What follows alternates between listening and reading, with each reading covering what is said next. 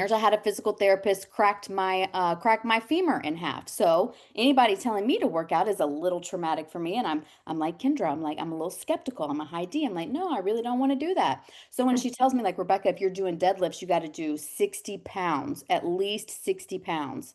I'm like, oh my gosh. I said, am I going to be bouncing quarters off of my butt after the first day when I do those? Because that's a lot of weight. And she was like, no, girl, there is no such thing as one day gains. She was like, you might get some soreness after it. She's like, and you're not going to want to go again, but that's where discipline kicks in.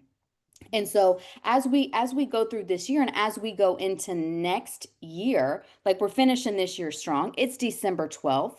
We have what, 19 days? Did I do my math correctly? Math in my head is not my strong suit. Math in general is not my strong suit. But when it comes to goal setting, I love that you have the why in it because for me, I want to be in alignment with everything. And another part of being in alignment, Kendra, and I talk about this, it's the control part of the control alt delete. How are you showing up? How are you showing up? Are you showing up as the version of you? And I want everybody to ask yourself this question. How do I want to show up in 2026 and what am I willing to do to be able to show up as that person? Because the way that you show up, people instantly are going to judge you. They're going to make some type of assumption about you. Okay. Some people are more picky than others. But if you see someone show up in a Rolls Royce and they get out and they're head to toe in Chanel or Louis Vuitton or something like that, you instantly have a perception about them. If you see somebody rolling up in a four-wheel drive truck that's kind of jacked up a little bit, maybe it has some chrome, they come out, they have some ostrich boots on, they might have like cowboy cut Wranglers on and a button-up cinch shirt, or they may pull up in a sports car and get out in like a hoodie, sweats, some fly sneakers. Each one of those things is how they are showing up. And so their outward appearance is what your first impression is, but then that second impression, that when you're making your 2026 goals, it needs to be how your personality actually shows up. And so, Kendra, will you talk a little bit about showing up with intentionality in that face to face and how to actually bring value while you're being true to yourself, but still aligning yourself with your goals? Yes. And listen, goals, you guys, one thing that you need to remember is the goal is a reflection of who you are or who you're working towards. It's not reinventing yourself like I'm now going to be Rebecca. That's not going to happen.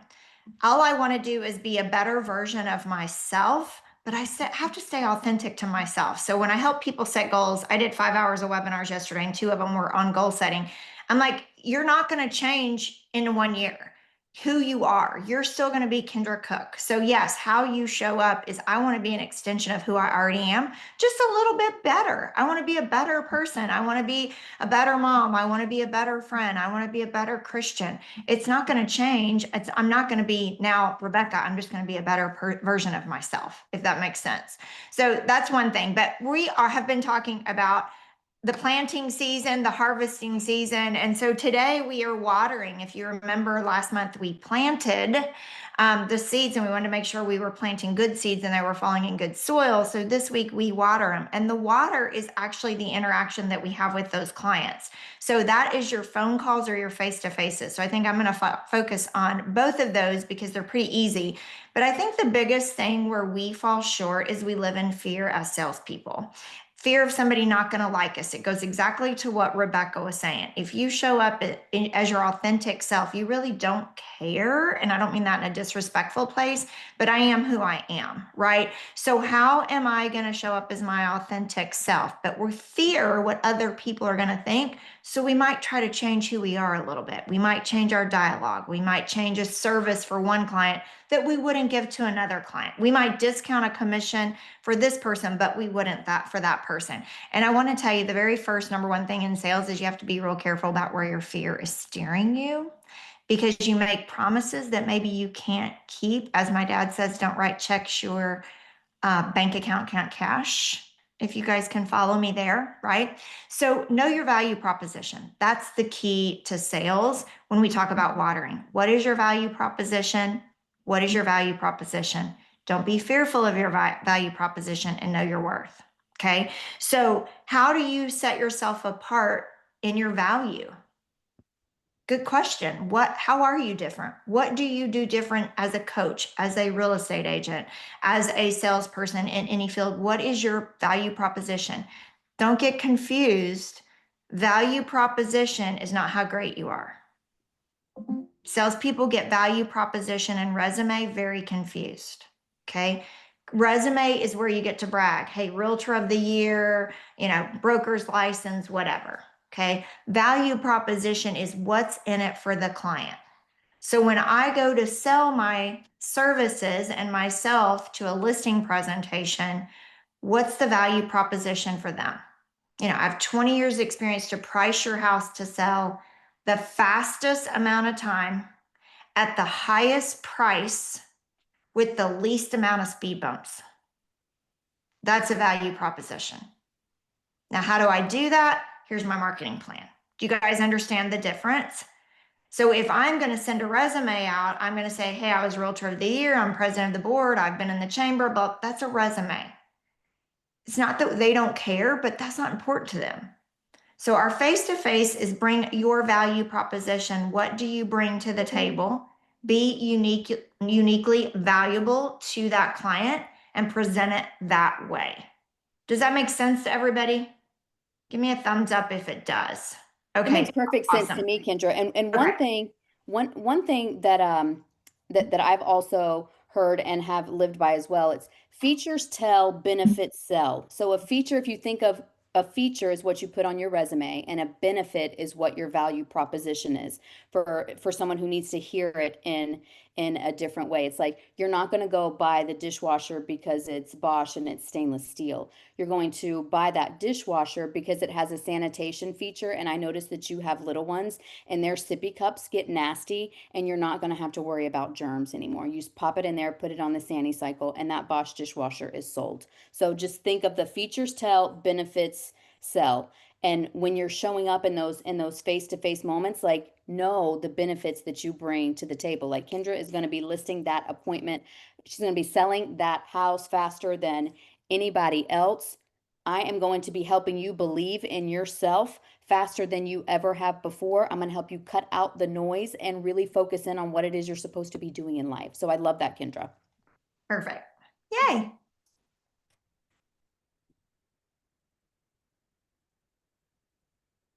Did I lose y'all? I didn't lose y'all, did I? Nope, but I did freeze on my end for a hot Okay. second, and then I'm like, I was like, is it me or is it you? See, no. example of how to improvise, right? Can I share one more benefit with you guys? Please. I use what I call a fan method. Fan, F-A-N, F-A-N. When you want to bring value to someone, find a need and fill a need. Then close for a referral or the sale. Okay. So I've just sold myself at this presentation, whether it's a coffee, I'm trying to land a key influencer, whether it's a host of an event where I'm trying to sell myself to get on stage, or it's a coaching student who's talking to me, interviewing me about coaching them. This works everywhere, right? We have built some rapport. Okay. I have shared my value proposition based on who I'm talking to. And now I'm going to find a need and fill a need. And I call it fan. Okay. So in that instance, I would say, what is something I can help you do in your business right now? Okay. And somebody may say, I'm really struggling with who to call and what to say. Perfect. I'm going to dig into that, who to call, ask them about their database, who are their key influencers. I'm going to ask some questions, right? And then I'm going to find the need, and then I'm going to fill the need. I found the need. They need help with lead gen. I filled the need by giving them some scripts and some ideas as to where to find it. It's not more easy. It's easier if I have helped them fill a need for me to ask for their business or to ask for a referral, if this makes sense.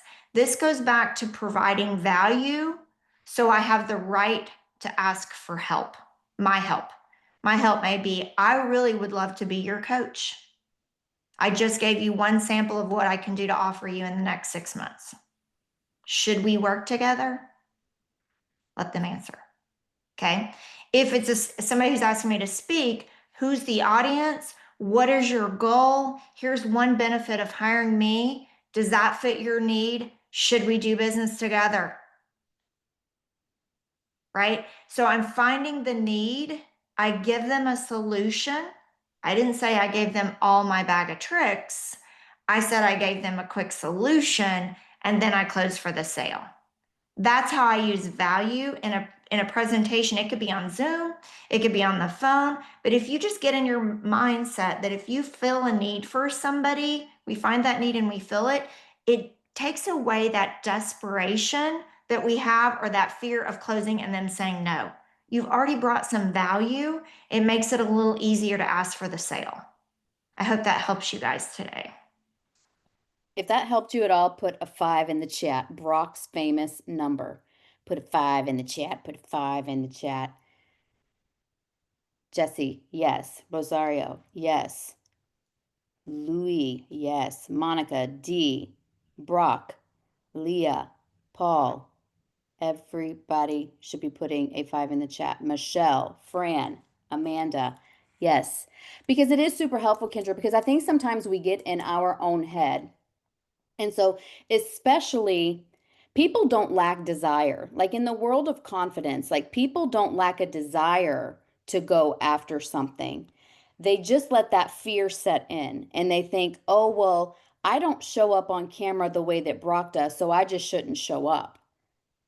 Or I'm not as good as Rebecca is, so I shouldn't show up. I'm not Kendra. I don't have her Rolodex. I've had to buy leads before, so I should just stop this whole thing. And that is your brain. I want you guys to understand that the science behind that is your brain interpreting something called change. And in order to make a change, you have to activate your energy to move among Maslow's hierarchy of needs. So it's not just like you're not dumb. You're not unmotivated. You're not depressed. You don't have anxiety. And sometimes we actually do have those clinical diagnoses, but a lot of times we self-label and we tell ourselves we're not good enough. And, oh, that makes me anxious. And oh, it makes me depressed. It's not really that. It's just your brain is on a circle and you don't know how to pattern interrupt.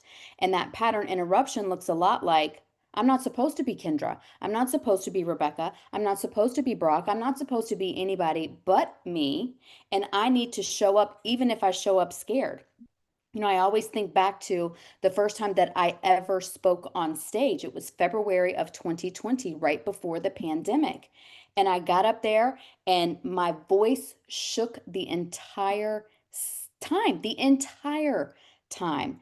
And I just went ahead and I'm like, listen, like I talk about showing up and showing up scared and like I'm doing it right now. Like completely forgot what it was that I was supposed to say. Like it just went blank. And I learned about myself at that time that my brain does not process things in the same sequential order that everybody else's does. Mine will go from like start to all the way to the finish line and then forget everything in between.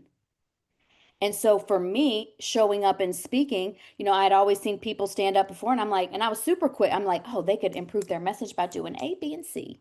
But when it's your turn to get up there and you feel like that's what you're supposed to be doing, understand that you're not going to do it perfectly, but I want you to do it anyway. Because sometimes when we let that fear overrun us, if we know that we're made for more and we know that we want more out of life and we know that we want more out of 2026 than we've gotten out of 2025, are you willing to interrupt those little patterns that are going to go on inside of your brain? And are you going to say, my word this year is this, and I'm going to do it even if I show up scared? I'm going to bring value to the table because I am me. You might not know what your value proposition is, but I know that there are people who can help you find it. I'm pretty sure Kendra would be one of those people. She trains real estate professionals all the time. She gets paid professionally to do this all the time, to speak on stages. She's going to be bringing the fire in Nashville. Speaking of Nashville, Brock was sending me and Kendra some text messages last night and sending us all these like selfies and with the neon lights in the background. And all I could hear was like Brooks and Dunn, Neon Moon, like just playing in my head. And there's Jim Morris there. I'm like, Brock is bringing the heat for Nashville, you guys. And so I know that tickets are 25% off right now, but I want Brock to tell you guys what him and Jim have lined up for the itinerary because it's not just going to be like coming in here and people talk to you. I'm going to be speaking on the power of confidence. I'm going to help you believe in yourself as you face 2026, no matter what your haters or your lovers in your life tell you. I'm going to teach you how to believe in yourself and to go after it, ask for help whenever you need. But our speeches are just one small part of the Success Summit. And Brock is creating a this is more like a retreat weekend as opposed to just an event weekend. This is more like a whole retreat weekend. So, Brock, tell us what else you've been working on for Nashville. Well, we got some guy building something right now for the event, and he starts drilling the exact same time that we had to talk. I was like, Jim, go tell him to stop for a minute. It has been like figuring it out the entire time. Jim and I have been like, I got in yesterday, like at 9:30, 10 o'clock yesterday, and it's been literally nonstop the entire time. Um, I'm just gonna go to the fun part first because that was really fun at Luke Bryan. Let's go. Let's go. We went to, so I don't know my way around Nashville like, too much, but Jim's like, all right, this is where we're going, this is what we're doing. And so we go to, and Luke Bryan, that place is what was the bank at first? It was the old, one of the first banks, Nashville Bank in Lower Broadway, right by the river. And it was purchased and converted over to Luke Bryan's.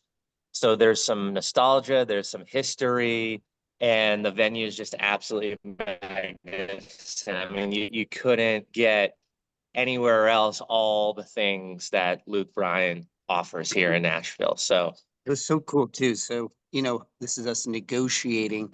So, so we go to the guy, we're like, we need to speak to your manager, please. Can we please speak to your manager? So the bartender's like, oh, yeah, sure, not a problem at all. So he starts talking to us about, you guys will appreciate this because you'll find some humor into it. So he comes up to us and he's like, oh, yeah, sorry, guys, I don't do events. You're going to have to talk to this person to do the event. Like, guys, it's freaking Nashville. Like, it is like absurd to try to get events in Nashville. Okay. So like, I go, sir, let me ask you a couple questions here. What happens if we just bring 70 people here, just hypothetically, and we just come to this floor and we don't have to go through the event coordinator and go through all that stuff, and it's a Monday night, like, what would it be for us just to rent out this whole room right here, this whole floor right here with the rooftop and everything else? And he's like, well, I mean, I don't know. But he's like, well, there won't be a band there and everything else. I said, well, could you get a band for us? I mean, it is Nashville. Do you think you can do this? And we just kind of keep it between ourselves here, and we'll pay you a nice little extra bartender and get that all taken care of. He looked at us and he's like, I think we can make that work. We can make that happen. So we got the whole floor all, the rooftop area. He's bringing a band. We're going to have food, and it's in Luke Bryan's freaking bar, the third floor.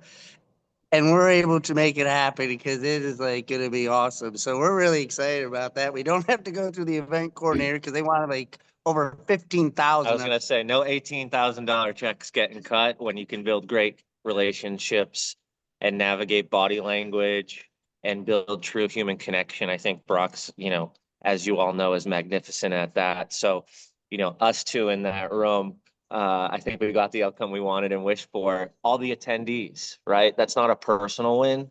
That's a win for you guys and gals. And it's going to be absolutely magnificent. So I'm super excited. I'm fired up. Yeah. Yeah. So we had a lot of fun. And then we go to the hotel and we're like, is this pool heated? And she's like, well, I think so. I said, do you think we can make sure it's heated during this weekend in January? She's like, yeah, we could do that. So we're gonna have the heated pool at the hotel. So Rebecca, you don't have to wear sunscreen because it's January, okay? Even though you The might want to sun wear still shines in sunscreen. January, Brock. The sun still shines in January. I think my skin still hurts from the from my Philippines being out there by the equator. But just really, I mean, this trip was a little bit more on fun because we're like putting so many things together between the bands, the DJs. Like we got some drummers that are going to be welcoming you in here when you walk in. I mapped out the whole X's and O's and where everybody's going to sit. We got couches lined up, like where the food's going to be, how you're going to orchestrate it. Like it is going to be like nonstop. Like I know, yes, there's the speakers. We have 17 of them speaking. I'm not taking away, but like we also like to have a lot of fun when we're here. And so it is going to be an experience that you cannot even begin to imagine. And this guy here has helped me out tremendously. We had more meetings after meetings after meetings, but it's really coming together. And that's what makes it exciting because it's less than 30 days away, all. So if you're still thinking about it, I talked to Fred the other day, talked to several of you. We mapped out some things that we can do, how we can puzzle piece some roadmaps. And the hotel, all this last thing.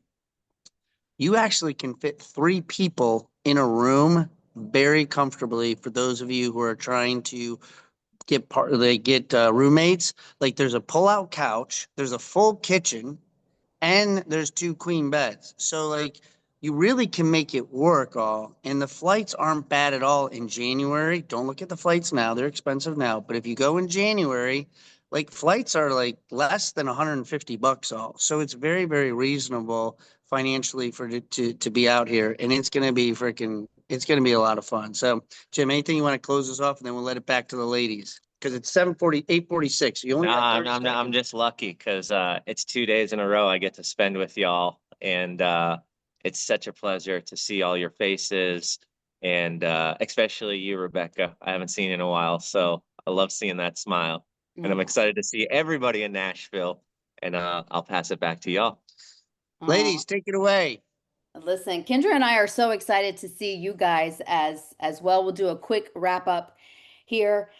So today's lesson was all about finding your value proposition. Remember the benefit that you bring to other people. Remember how you're different. How your difference is what makes you unique. That's your edge. That's your competitive advantage. Don't try to be somebody else. Just be you. God already made you perfect. Stop trying to be somebody you're not. And then the third thing that Kendra taught us was the fan. Find a need, fill a need. I'm going to let Kendra close us out with any final thoughts, any wishes, any polishing I need to do to that.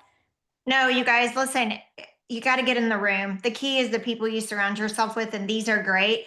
But when you can spend a couple days just really pouring into yourself and your business and mix it in with fun, you're going to set yourself up for your best year ever. And that's really what we all pray that you get from being in Nashville with us. So Merry Christmas, Happy Hanukkah, Happy New Year. Cannot wait to see you guys in January. Be safe. Thanks for being here this morning. Bye, you guys. Bye, guys.